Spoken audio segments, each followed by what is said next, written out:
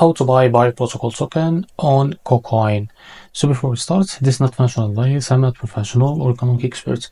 So before investing in any project that you found on my channel, please do your own research.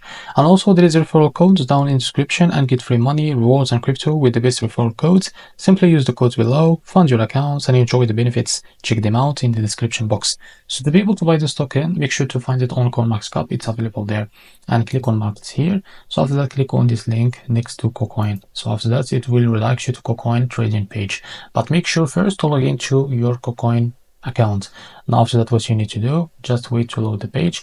Now here you can buy this token. Just select buy and the limit. Here type how much you want to buy with that token, and you will see here how much you will pay of USDT. After that, click on buy now. If you select the market, you can set here how much the percentage of USDT that you have on your account, and after that you click on buy and you can buy this token on your KuCoin account.